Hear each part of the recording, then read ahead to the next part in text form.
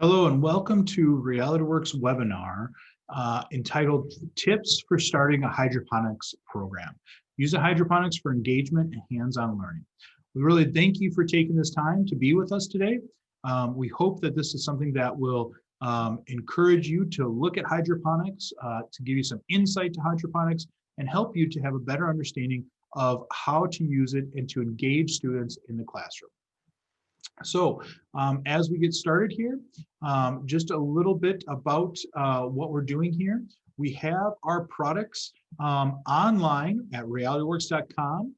There is a COVID-19 response area there that you can learn more, and you can get all of our curriculum and our lessons for hydroponics on our online site to be able to look at, to use, depending on what your needs are within this world. So a nice little feature for you as we look at this. And again, as we go through this, make sure that we're keeping our distance and practicing social distancing as we go through this time.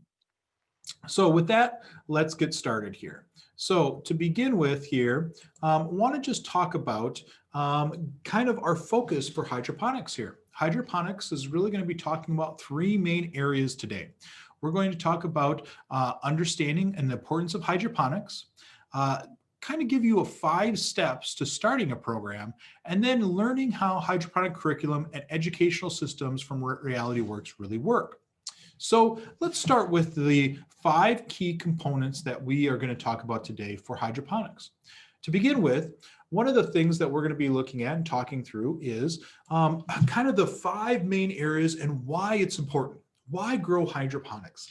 The big first kind of focus here that we want to talk about is the limited space that it is involved with. With hydroponics, in many locations, especially in urban areas, you don't always have the space or the soil that is needed. With hydroponics, you don't need soil. You don't need that space looking out on the ground and going out horizontally. You can actually do it vertically. And so in this case, it helps with the space limits. Hydroponics allows people to grow gardens in that limited area or in areas that they just didn't think that once could. Now, a lot of educators, especially who have greenhouses, fill their greenhouses up. A lot of times it is because of the greenhouse being able to kind of spread out, you did have limited space. With hydroponics, you can then actually go upwards. Instead of just spreading out, you could also spread up. In this case, allowing you to have more surface area, more real estate, if you want to say, to be able to grow hydroponically.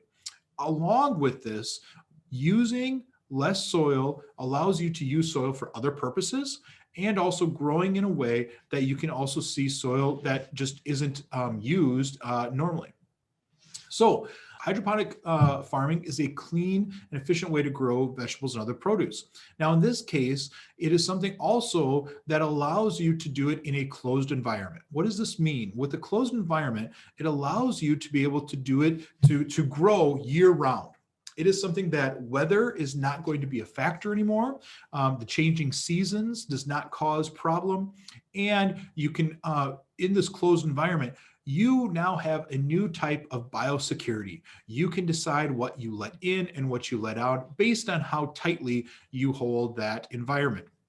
In a closed environment, it allows people from all over the country, from the desert areas of Arizona to be able to grow in the middle of summer, to the cold areas of the Arctic Circle up in Alaska. They can also grow year-round using hydroponics. Because of this closed environment, they get to, you, the grower, get to decide when and where and how long you're going to allow the grow lights to be on, the water to be flowing through, how much nutrients to be allowed in your system, how much wind flow to be involved. So in a closed environment, you get to take care of those variables, and it makes it for a very effective and efficient way of growing produce. Allowing a lot of times, hydroponics will grow produce faster because of this closed environment.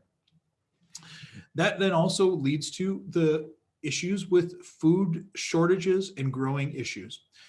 When you grow hydroponically, you can help with these food shortages, especially in areas where drought and famine are issues. Now, one of the things when we talk about drought, a lot of times we think of the desert. It can also be in cold areas. There are certain places throughout the United States that a lot of times in the winter season, you will not be normally growing different types of produce or different types of plants unless you have a greenhouse, which can also be a issue with the amount of sunlight you get, the amount of warmth you have. In this case, growing hydroponically, having those closed conditions can really help you to solve that food shortage because you can grow year round. You can decide how much to grow and how fast you want it to grow to some variance. The other one is the weather conditions can be very unfavorable, especially with large scale crop production. If you have unfavorable weather come through, it could destroy large amounts of produce. With hydroponics, although a lot of times you may not always start out with as large an area and be able to do it at the large scale, it is something that you don't have those weather variables that are going to be a problem. Now, you can grow on a large scale and you can get to that scale as well, but it's something that you're always having to be aware of with large scale or soil planting, outdoor planting.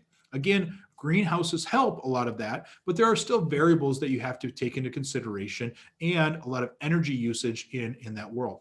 Hydroponically, you can do this on a much easier level, less energy, less growing issues that can come from it because you are dictating the variables that you're going to allow in that biosecurity or that closed environment.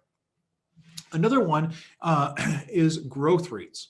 Increasing growth rates and time to harvest. One of the great features about hydroponic is that you can change out the water and the nutrients. Now you can do that with soil as well, but in this case, you can tweak it every day, every other day, every week. You can be looking in and changing that based on what the needs are. And the great thing about this is not only growth rates and time to harvest can decrease, increase of growth rates and decrease time to harvest, it is also something where the water consumption that you're using, when you use with soil, it goes into the land, it is kind of filters through the soil, and then it's not usable and you don't have it anymore. In this case, this is a filtration system that the water goes in, and there is some evaporation, but it goes in and then you cycle it back multiple times, allowing it to be used over and over again.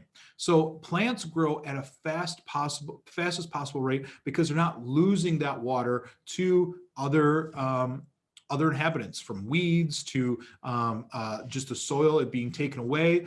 In this case, it stays with it at all times. It can reduce the amount of planting and harvest by controlling those variables as well. So in this case, by having the nutrients, you can actually control those nutrients and how much you put in. If the plant needs more, you can be changing that and looking at that. And what we've seen and what we know is that growth rates increase because of this biosecurity and these environmental factors. And then finally here, you can learn and experiment with new ways to grow plants. In this situation here, you can actually test and experiment the different types of plants that you want to grow. It allows for a new way of not only testing, but because of those shortened growth rates, you can also try more variables more often. You also can change the environmental changes yourself, allowing for you to grow things that maybe you never thought in your climate, in your environment, you could grow before. And so it allows you to experiment with different types of things. See, is this going to grow faster, slower? What are your challenges and how can you combat and use that in this system?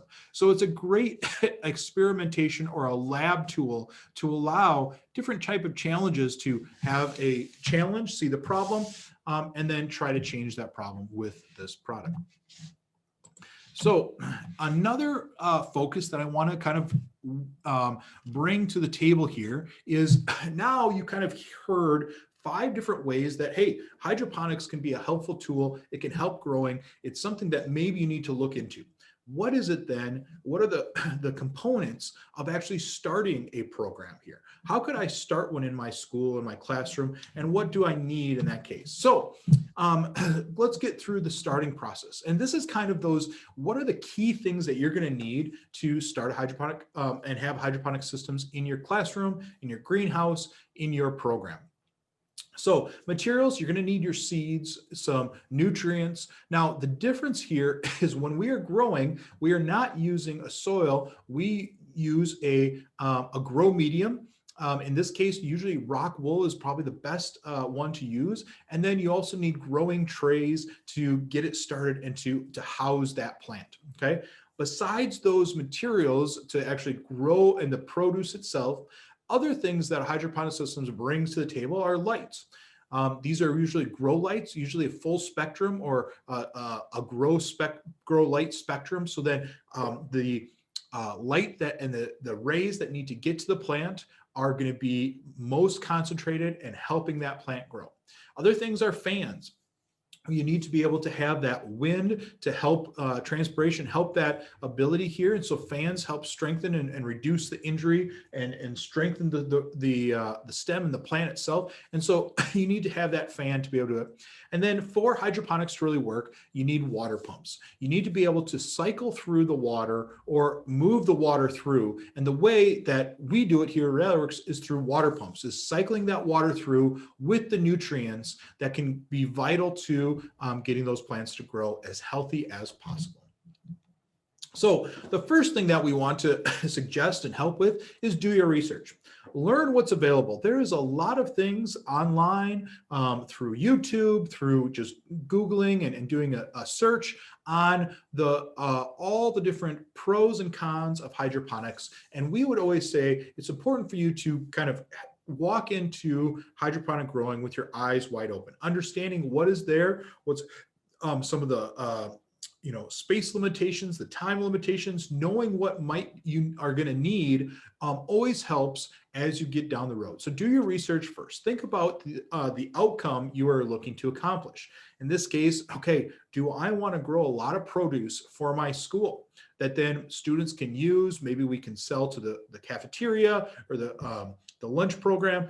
Do I want to be able to bring it out to the community and let the community be able to eat and buy or use the produce that we have? Are you looking for production of a certain type of produce? Or another thing, what are you looking to accomplish? Is it something where it's all about the experimentation, getting students to know of the different grow methods that are out there, and hydroponics being one of them? And so I want to be able to use it, but I also want it to be something where I can experiment. I can put different types of plants in, use different type of experimentation to allow to grow for my classroom and my program. The next thing, as you kind of mull over what you're wanting, is to start to create a plan. When you want to start growing, when you want to harvest, what are the materials you're going to need? Now, with a lot of the things that we're sharing with you today, we have a lot of that information for you with the planning of when and how long it's going to take to harvest. What types of plants are best to be able to grow hydroponically? What are some of the needs and nutrients and how often do you need to be checking them and going through that? Information is something that we are able to help you with along this. But creating plan is really that next step, because part of your plan too, and especially in the school year, you have to look at when do you want to start growing? When do you want to harvest? When are you not at the school that you don't maybe want to be taking care of the plants when your students should be doing it? So looking at that, and we have a lot of different educators who will get their plan in place of, hey, I want to start growing here and it's going to take, let's say 40 days or 30 days to grow. So I want to make sure that we're still in school during that time and not over the summer break. I want to make sure that we're not butting up to Christmas break or other different activities that we are doing. And so checking your grow season is something that can be very important. Also, what are the jobs or expectations that you want your students to learn in this? And that's a big piece of the puzzle. Why are you getting hydroponics? Is it something that you want to bring interest and engagement from the students? Well, what are you expecting them to get out? What are they going to be a part of? Are there different jobs that you're going to have different people doing? Are you going to have different groups of people doing it? Is it going to be a class activity? How are you going to bring that about? So creating a plan ahead of time before you even get it set up in your classroom can be very helpful for you to understand what you need, and then makes it just that much easier as we go through. Because the next point here that I want to make is that there are going to be some challenges. there is going to be things that happen that you weren't expecting. Both positive and negative. As we say, growth happens. And so sometimes that growth can be really, really good. And it might be too much growth, where that's a challenge in itself, because what are you going to do with all this produce that you have? Now, there could be some trials, some things that you do something wrong, or a student, adds too much nutrients or not enough nutrients, or whatever the case is. They turn off the hydroponic system when they shouldn't have. There's a lot of different things that could happen. So expect trials and error, because those are learning opportunities as well. One of the things we got to remember is that sometimes it is really, really important to allow students to fail, because that is part of the learning process as well. So there are going to be unexpected opportunities as well. As we have seen over and over, we have more and more students who are becoming more engaged and interested in hydroponic growing. They then see different opportunities of what they could grow, how they can grow. They're growing their own food. They want to eat that food. They want to share these experiences. So that is something that also comes with it. There's a lot of triumphs that can come with this, but be aware that there's going to be challenges as well.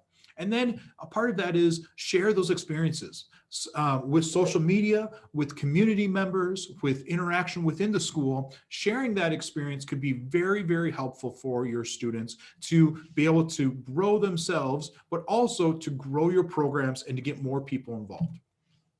Another one here is learn from others. This is our head engineer, Dave Brack, here at RealityWorks. He has been growing different produce, and you can see on the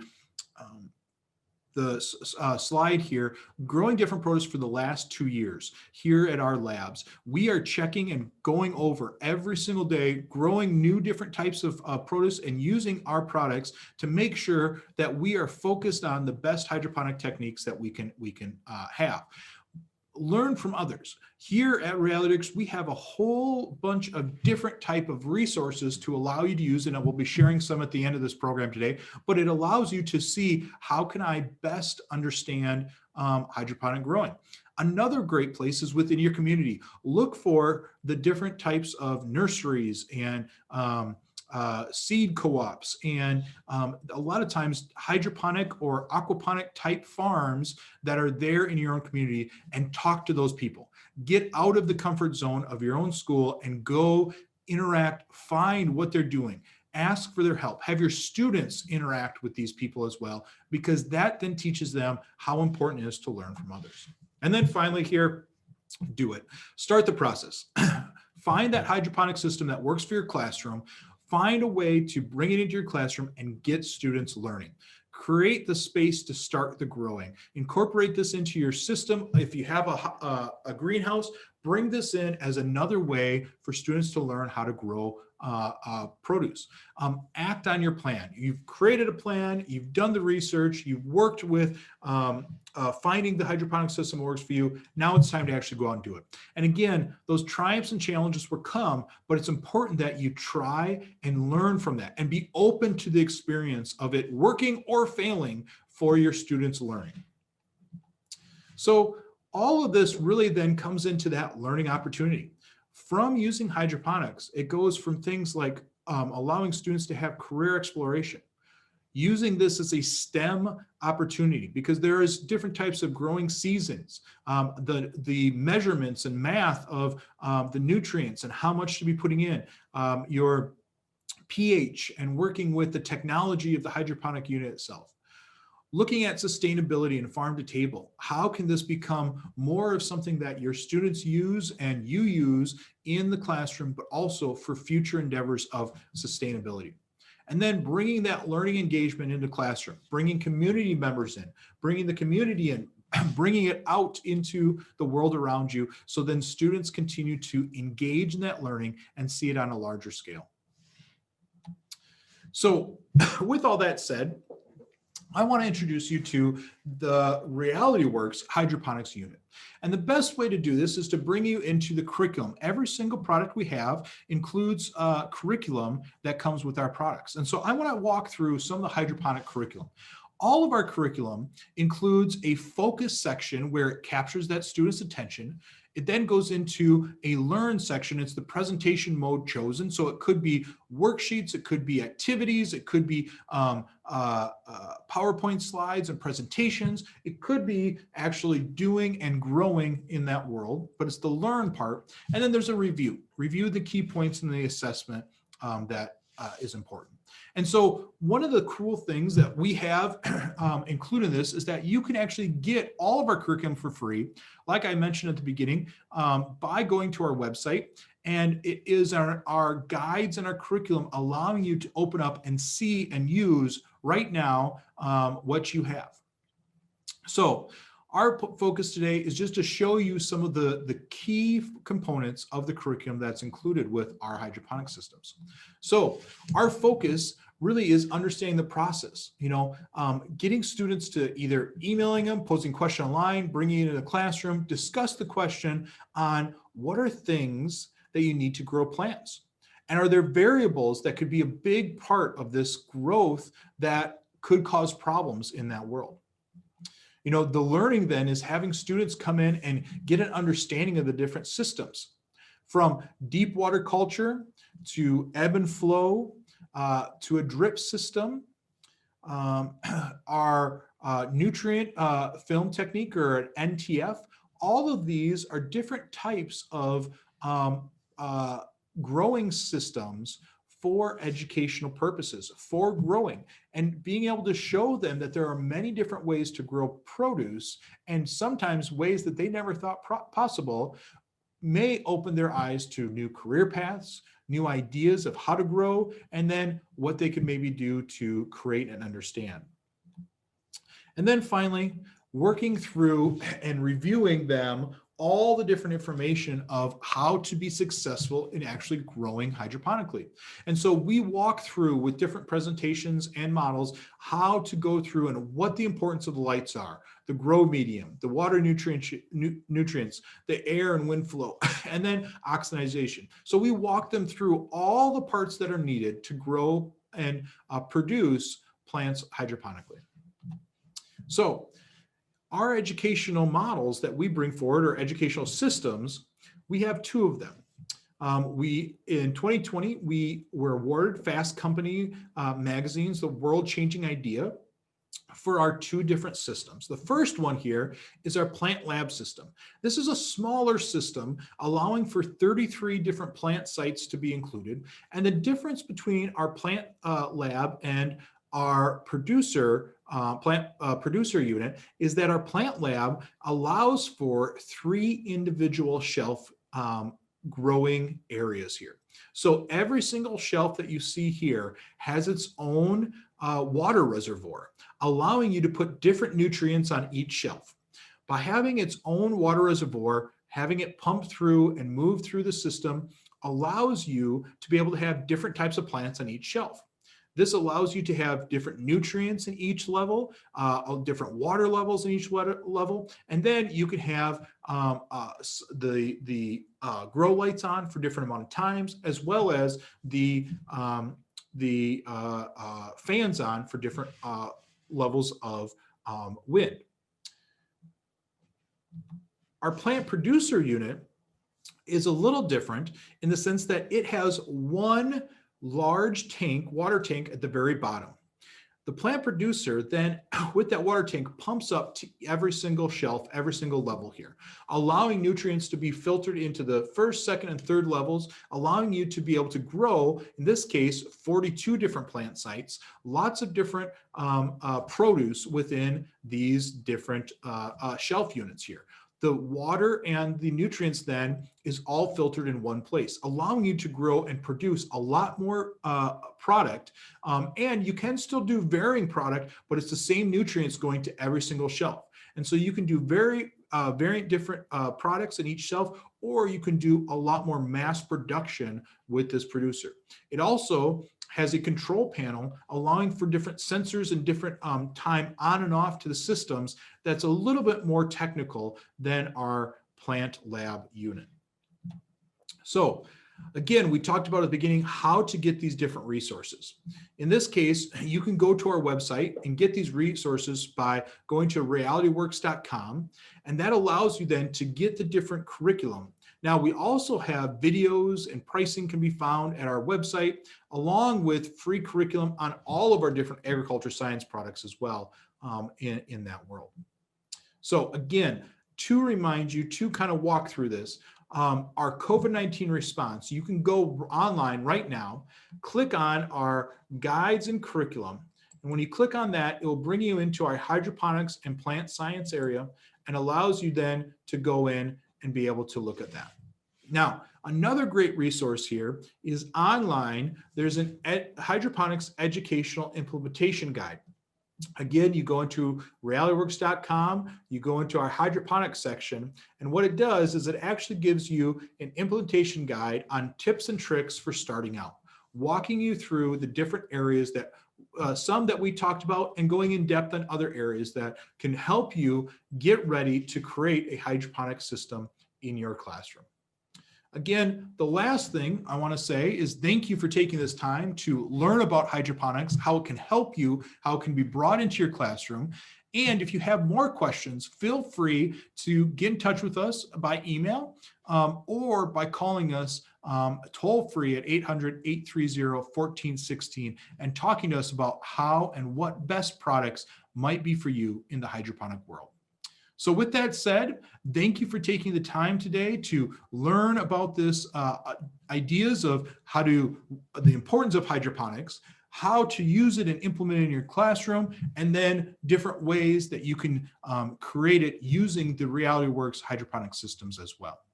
Thank you for your time, and we hope that this has been beneficial for you as you go and create new product and create new produce opportunities and growing opportunities for your students. Thank you.